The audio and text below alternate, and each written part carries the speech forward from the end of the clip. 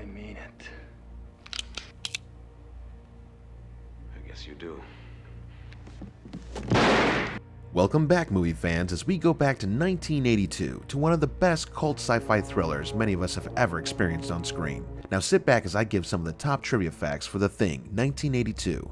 And if you enjoyed the video, make sure to smash that like button and subscribe to help support my small channel. There's a tradition in British Antarctic research stations to watch The Thing 1982 as part of their midwinter feast and celebration held every June 21st. John Carpenter has stated that out of all of his films, this is his personal favorite. The film is considered a benchmark in special makeup effects. The effects were created by Rob Bottin, who was only 22 years old when he started the project. To give the illusion of icy Antarctic conditions, interior sets of the Los Angeles sound stages were refrigerated down to 40 degrees Fahrenheit, while it was well over 100 degrees Fahrenheit outside. According to John Carpenter, he takes all of his failed movies pretty hard, but this film's initial negative reception disappointed him the most.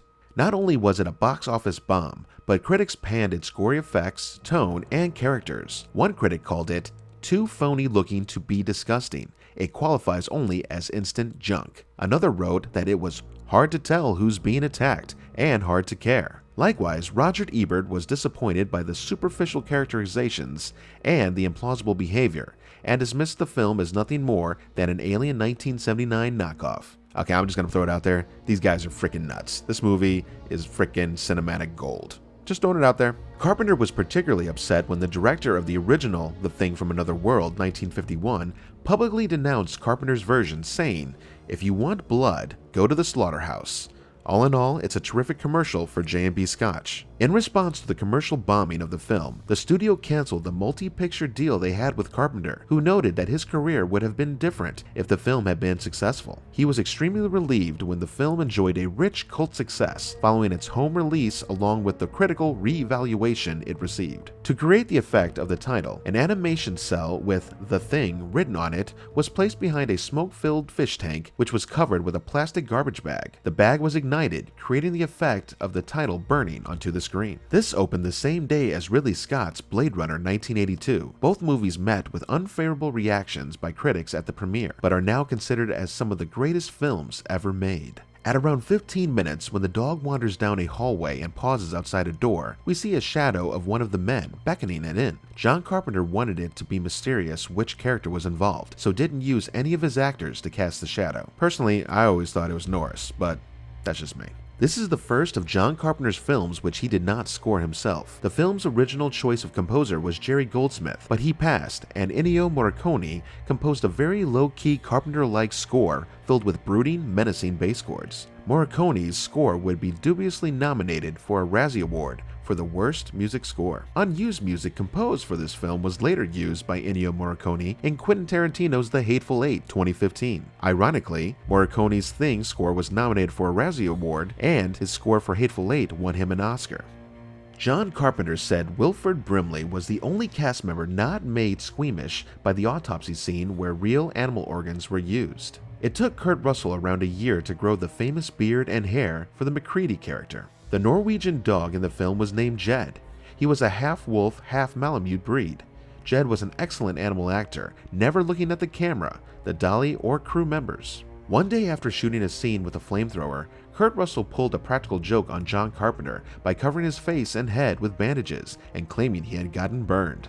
John Carpenter mentioned that one of the bush pilots used on the film offered to crash one of the helicopters for money. When MacReady and Dr. Copper go to visit the Norwegian camp via helicopter, the bush pilot actually turned the controls over to Kurt Russell once the chopper was off the ground. If you watch the shot, you will see the chopper actually wobble.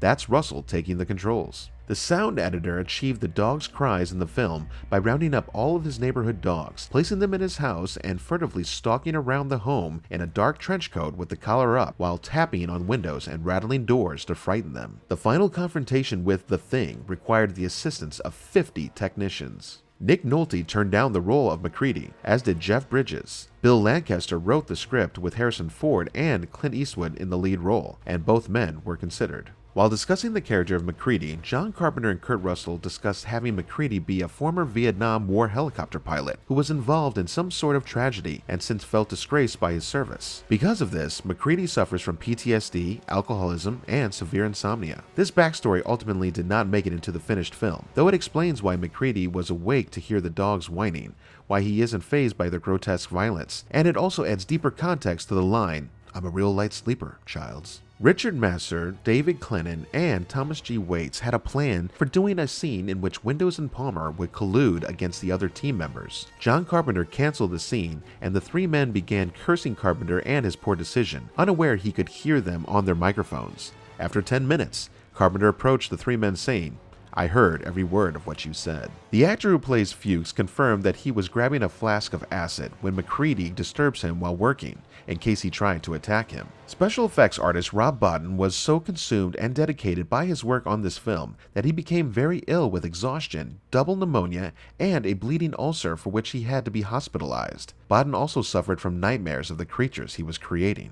Much of the creature work in the scene inside the dog cage was done by Stan Winston and his crew, as Rob Bottin was suffering from exhaustion at the time due to his immensely heavy workload. The film took 3 months to shoot on 6 sound stages in Los Angeles, with the final shooting taking place in northern British Columbia. The British Columbia town of Stewart was chosen as the main location, as it is the snowfall capital of North America. The camp was built in July of 1981 in anticipation of filming commencing in December. The temperature ranged between 0 degrees Fahrenheit and negative 15 degrees Fahrenheit during the shoot. It cost the production $75,000 alone just to keep the cast and crew warm in winter gear. Thomas G. Waits says that he showed up during rehearsals wearing sunglasses and said to John Carpenter, "I want everyone to call me Windows from now on," for a reason that none of the actors ever found out. Carpenter agreed and left that in the film. When the crew are all discussing what the alien spacecraft might be, Palmer explains it by saying, "Chariots of the Gods." This is a reference to the famous 1968 book, Chariots of the Gods, which hypothesized that many of the world's great historical monuments, such as the Egyptian pyramids, were built by the aid, technologies, and religion provided by extraterrestrial beings who were treated as deities by ancient peoples. Rob Bottin intended to play Palmer after his performance as Blake in The Fog, 1980. This made the crew balk,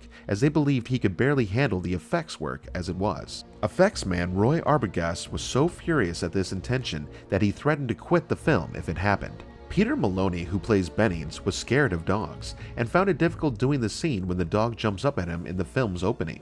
The shot of MacReady walking to the small hole in the ice where the alien was buried was filmed on the Universal backlot. The snow, helicopter, and alien ship in the background, basically all of the surroundings, were painted. There was a constant conversation about how hot the flares were and how much John Carpenter and Kurt Russell burned themselves with them. In the scene where MacReady threatens the camp with dynamite and a flare, he rushed through his dialogue in order to get it all in before the 90-second flare ran out. Donald Pleasance was the original choice for the character Blair. Pleasance was unable to perform the role due to a scheduling conflict. The computer estimates that once the organism reaches civilization, everyone will be wiped out in 27,000 hours. This equals 1,125 days, or 3 years and 1 month. Kurt Russell was almost injured in the scene where he blows up the alien Palmer with a stick of dynamite.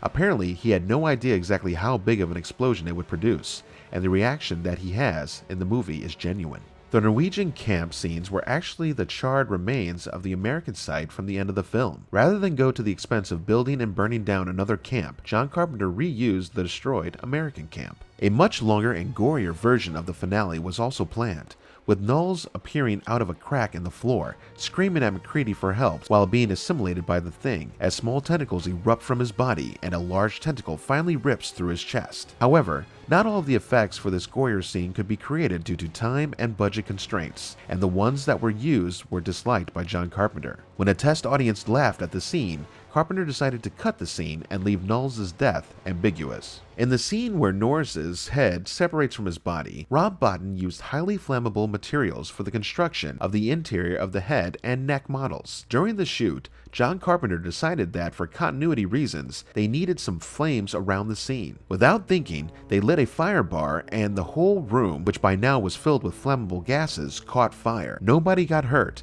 but the entire special effects model on which Bottin had worked several months was destroyed. At a horror convention Q&A session in 2008, Keith David, who plays Childs, was asked if he ever knew who, at the very end of the movie, was infected with the alien. He smiled and said, "Well, I don't know about Kurt Russell, but it sure as hell wasn't me. He may be right, as the movie's prequel, The Thing 2011, established that while assimilating its victims, the alien gets rid of all artificial implants and appendages, including medical implants, fillings, and earrings. Childs' earring can still be seen in his ear at the end of the movie. When the characters began blowing up the camp near the end, the crew wasn't 100% sure if the explosions they were setting would actually bring the camp down as needed. If it didn't work correctly, that they would have to use special effects explosions to cover it. It did, fortunately, and the entire set was destroyed. Well, that about wraps it up for another movie from the Awesome Vault. I have to be honest, this is easily one of my top 10 movies of all time. Let me know in the comments if this movie was the bomb or a bust for you. And until next time, keep watching that cinema and stay cool, guys. First goddamn week of winter.